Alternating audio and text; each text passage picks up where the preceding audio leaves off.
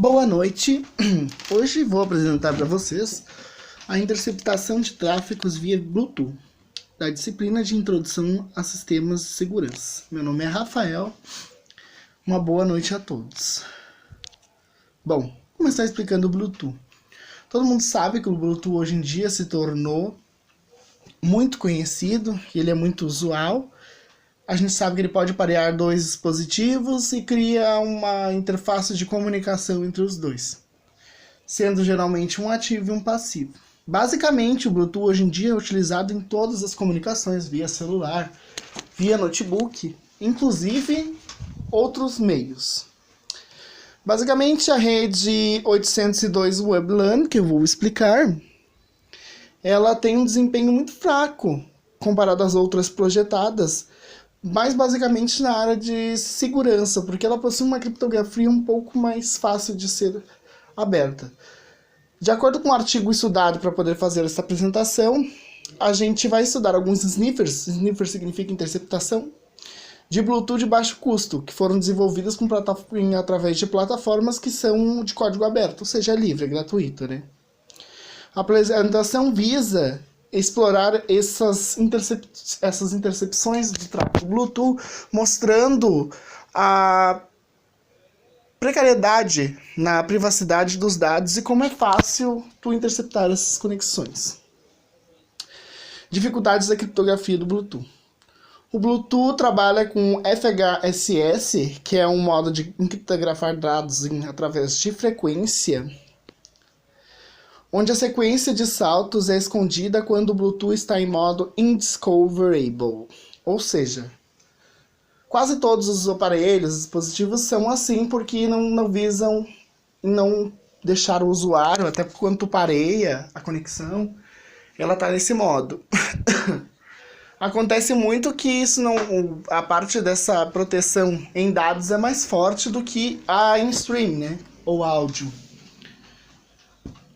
A banda que é trabalhada no Bluetooth é a de 2.4 GHz e os sniffers podem sofrer interações intensas por coexistir com outros dispositivos sem fio. Bom, o BlueWire, que é o sistema que o pessoal do artigo nos estudou, ele consiste num tubo aspirador de rádios de baixo custo, compatíveis com Bluetooth. Ele examina subcanais do Bluetooth tentando encontrar condições de interferência e monitora transmissões de pacotes-alvo. Ao fundir essas medições, o Bluetooth usa um relógio probabilístico que contém um algoritmo que visa determinar a base do hopping, dos saltos. Em seguida, integra modelos estatísticos de algoritmo, fazendo a máquina prever o comportamento do hopping, se adaptando aos saltos que podem ter para poder interferir na conexão e poder ver até os dados que estão sendo transmitidos. O BlueWire, as implicações de privacidade são implicações de desempenho de privacidade quando está espionando o tráfego, que é conhecido por ser extremamente sensível à perda de pacotes. Uma contramedida oferecida facilmente implementada no driver de espaço do usuário do dispositivo mestre de Bluetooth, enquanto requerendo nenhuma modificação para dispositivos escravos existentes, como teclados, fones de ouvido, ou seja, tu pode ter os mesmos tipos de dispositivos conectados, que para ele não vai mudar o modo de captura, mas a taxa de captura reduz em 20%. O cenário clássico. O Bluetooth clássico emprega uma cifra de fluxo de 2 níveis de ligação de 128 bits-chave para criptografar os pacotes de cargas úteis.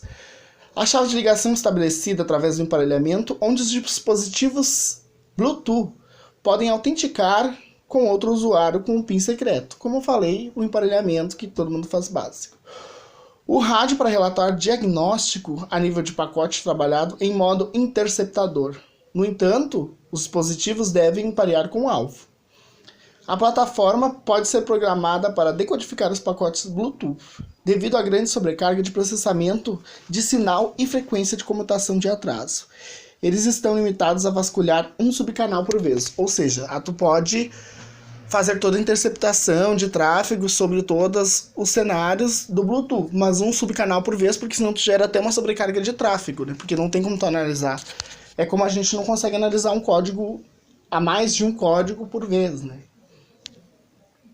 O protocolo Hopping é definido por um canal físico, por saltos aleatórios, onde tem mais de 79 subcanais. Ele trafega numa faixa de frequência de 2.4 a 2.48 GHz, onde a portadora é ligada a cada 625 milissegundos, ou seja, é muito rápido.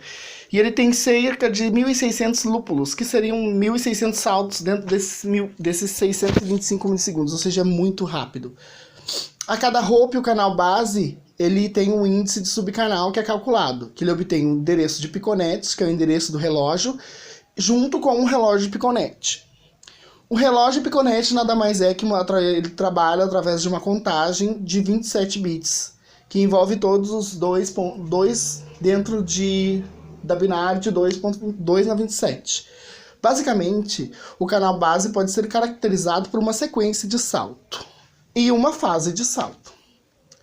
O bloqueio seletivo. A banda de 2.4 Bluetooth, ele faz no Blue Hair, que está sujeito à interferência de coexistência de dispositivos sem fio, especialmente na faixa 802.11. Os dispositivos Bluetooth podem lidar com esse tipo de interferência com a coordenação de saltos, pois eles trabalham de forma adaptativa, com pacotes passivos. O Blue Hair mitiga os impactos de tais frequências utilizando o algoritmo de bloqueio seletivo.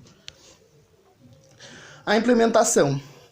Uber 2, que é uma fonte de 2.4 GHz, que é a placa de desenvolvimento de fio aberto que eu falei no começo do canal. Cada Bluetooth Uber 2 está equipado com um microcontrolador de baixo consumo de energia, porque tudo trabalha com eletrônica de baixa intensidade de corrente.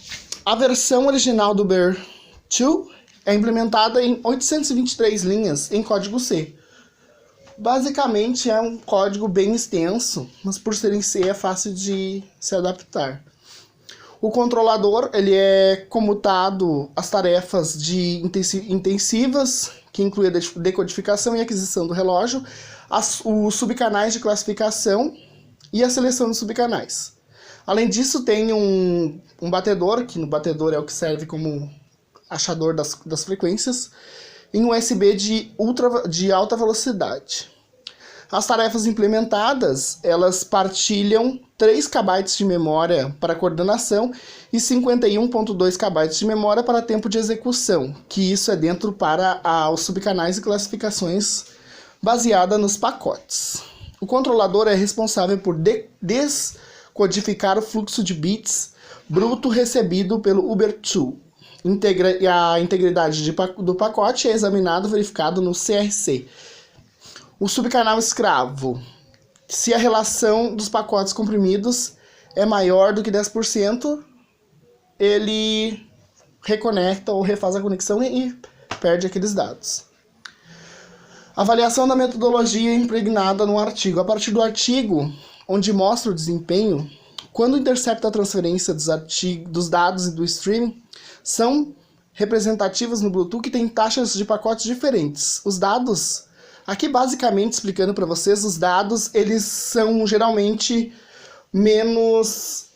eles sofrem menos interferência porque os dos pacotes que eles já são pré-definidos, indiferente dos áudios ou dos vídeos que são via o stream, né? Então o stream sofre maior interferência e maior perca de pacotes. Os experimentos feitos através do artigo foram feitos em ambientes controlados, mas que simulavam ambientes reais, até porque eles fizeram os testes dentro de um prédio, de edifício, onde tinham vários outros tipos de rede WAN.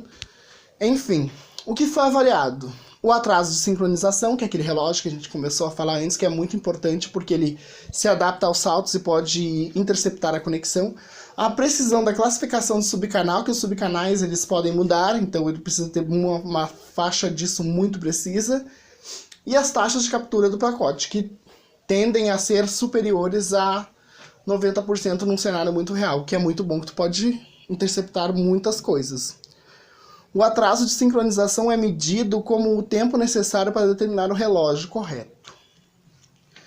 Aqui a gente vê a imagem do atraso da sincronização. A gente pode ver que ele tem um atraso inicial, mas que dentro de poucos segundos ele se adapta e mantém uma linearidade. O atraso de sincronização foi observado, a partir de quando o relógio interceptado, e vimos que no atraso no relógio para um tráfego de áudio comparado com um tráfego de dados é bem maior, As interferências expostas e escondidas. O ganho de interferência seletiva na presença de interferência de pacotes escondidos do que o sinal do RF não interfere no alvo, mas colide com pacotes capturados pelo BlueWire. E as experiências realizadas no ambiente controlado mostram isso. Novamente, o ambiente de interferência era o 802.11. O dispositivo gera interferência escondida. Quando a interferência seletiva está habilitada, o BlueWire é capaz de manter altas taxas de captura de pacotes, apesar de um curto período de queda de desempenho antes de achar o piconet, que é o relógio, certo, pessoal? Então, sofre uma degradação de desempenho substancial, onde a taxa de captura de dados de pacotes é reduzida em cerca de 60%, às vezes superior a 95%, ou seja, está conseguindo interceptar só 5%. Na presença de interferências expostas, onde o sinal interfere ao alvo, mas é fraco demais para ser mensurado, os resultados não chegam a ter uma interferência significativa para os contextos do espectro. Ou seja, o espectro é aquilo que está dentro da presença que o canal consegue enxergar e consegue interferir no canal. Um espectro lotado é a taxa de captação de classificativa do híbrido. Essa classificação basicamente contém os diferentes níveis de aglomeração. Foi observada no artigo que eles escreveram através dos testes executados por eles, uma alta precisão apesar do espectro cada vez mais cheio, em particular quando 50% dos subcanais são utilizados, e mesmo assim ainda tem uma captura maior do que 90% dos pacotes em ambos os dados, tanto áudio quanto dados. A conclusão é que o artigo apresenta o BlueWire, que utiliza rádios de baixo custo compatíveis com Bluetooth. Ele emprega uma arquitetura dual rádio, que significa que são dois rádios que juntos, coordenados, fazem um algoritmo para espionar os dispositivos Bluetooth indiscoverable, descartando a necessidade de rádios especializados que seriam muito caros. Hoje em dia a gente sabe que a gente busca sempre pela economia, então a gente vê muitas coisas caras em tecnologia, e essa tecnologia é simplesmente muito barata. Eu pesquisei algumas coisas e está em torno de $80, então daria hoje atualizado em torno de R$320, mais ou menos. Os experimentos mostraram que o BlueWire pode manter uma taxa de captura de pacotes elevada, chegando a picos de 90% em ambientes dinâmicos. Dinâmicos, pois eles estavam no prédio e eles conseguiram até 90% de um tráfego, então é muita coisa. O que propõe uma contramedida prática para reduzir a taxa de captura dos pacotes do interceptador em 20%. O BlueWire analisa tudo isso e você pode tomar as medidas necessárias, implementando novas formas de criptografia ou até novas formas de interferência mesmo para te evitar que tu seja bombardeado, que tu tenha teus dados interceptados. Era isso, pessoal. Agradeço a atenção e uma boa noite.